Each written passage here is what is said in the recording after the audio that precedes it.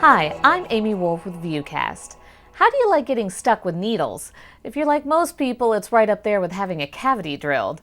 Well, over the past 1,000 plus years, especially in the East, the act of sticking needles in the right places, also known as acupuncture, was and still is a powerful way to treat everything from back pain to sinuses to depression. And now this ancient medicine is being used at Vanderbilt. The Med Center's Barb Kramer explains. Good morning, Mark. He's come for another treatment. Mark Hincus is now a believer in acupuncture. I was very open to the idea. 2 years ago, Mark was in a lot of pain after falling, hurting his shoulder and knee. My left side just was out of order. I would walk with a limp. Is that a tender place here? Mark decided to try acupuncture with Changben Zhu. Okay, you are ready? To treat Mark, Zhu sticks sterile stainless steel needles into Mark's skin. The tiny needles go in a half-inch to an inch deep. How do you feel, Mark? Good. Zhu says the needles trigger the body's network and chemical changes occur. Serotonin release is increased. Endogenous opiate peptides, especially beta endorphin, release increase. Serotonin is a mood stabilizer. And I was quite surprised when he started putting needles in my foot and my leg with a problem with my shoulder. I haven't needed to take any sinus nasal sprays. Stephanie Arnold had good results using acupuncture for back pain, so tried the treatment for a sinus problem. I've had them here in both of, like near my elbows, and then on my calves, and then near my ankles. This is for her cough condition. Zhu uses different combinations of needle sticks to treat different conditions or problems.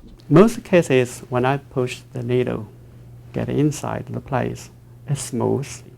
But some condition, we call the chi blockage, you feel that the resistance is so hard. The needles stay in for at least 20 minutes. Stephanie says she doesn't feel the needles during the treatment. And my physical body is on the table, but my spirit is free. All right, Mark, you're needle free. You feel all right? Wonderful. Within a few sessions, Mark's pains were gone, and so was his limp. It really was an amazing experience. In Nashville, Barb Kramer reporting. Doctors say acupuncture helps with arthritis, skin disease, neurological problems, diabetes, back pain, depression, anxiety, stress, and more. But like any course of treatment, make sure to talk to your doctor before starting acupuncture. What's going on? I'm Eddie Gilbert. I'm a sous chef in Manhattan Beach, California. Now a follow-up to a story we had in our last VUcast about Vanderbilt grad Eddie Gilbert and his attempt to become a star on the Food Network. It's a good thing Eddie has a bachelor's and master's from Vanderbilt to fall back on, because Eddie was kicked off the next Food Network star. Do you think you're going to win? You are not going to win. I don't want to hear. You're not going to win. Joan, You've been I'm still manipulated. here. Have you ever watched Celebrity Apprentice and thought, if Joan Rivers can do it, I can do it? Well, a group of the country's most talented young minds certainly may not compare themselves to Joan Rivers, but they're in the middle of a highly creative apprentice-style competition at the Vanderbilt Owen Graduate School of Management. The Accelerator Summer Business Institute is an intense month-long business boot camp where college students and recent grads from across the country compete to create the winning solutions to real challenges from top national and local companies. It's honestly been the best experience of my life thus far. I graduated in 2008 and came here to really figure out what I wanted to do, and I can honestly say I'm leaving this program with an idea of what I want to do for the rest of my life. This year, the Accelerator students are working with Kix Brooks of Brooks & Dunn, Coca-Cola, Sony Music Nashville, Blue Cross Blue Shield of Tennessee, Gordian Health Systems, the Nashville Area Chamber of Commerce, and more. I think the companies have been astounded at what young people can come up with. The CEO of Sony Music said that he had employees in the company that weren't this creative about the business and didn't really understand the business as well as these young men and women seem to have grasped it in just a week, because we had about a week to do that project. I think overall companies walk in kind of excited about what a millennial thinks, but not really understanding the true value they're going to get. They walk away and they feel like they've drank from a fire hose. There's so much great research, there's so many good ideas. There's something every one of these student teams presents to them that they're going to want to implement in their company. Some 800 young people applied for less than 80 spots.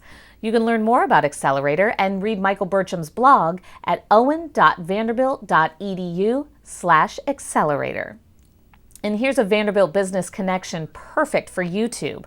Some business students who put together content for Owen bloggers took a lighthearted approach to our current tough economic times. And they're our VUTube Video of the Week.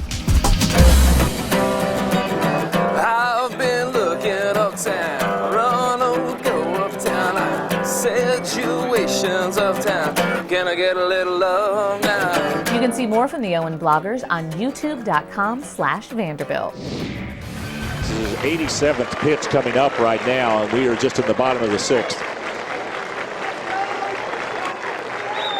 Pulled that string. 6th strikeout of the evening registered by Mike Minor. And we wrap up this VUCast with a shout out to a talented group of Commodore baseball players.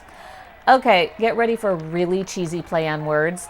Junior Mike Minor is, get ready for it, headed to the majors. Sorry, I couldn't help myself. The Atlanta Braves selected the left-handed pitcher as the 7th overall pick in the first round of the MLB amateur draft. Pitcher Caleb Cotham is headed to the Yankees. Pitcher Nick Christiani was drafted by the Cincinnati Reds.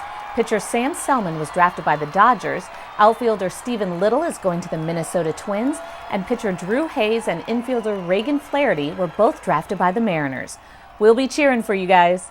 For VUCast, I'm Amy Wolf.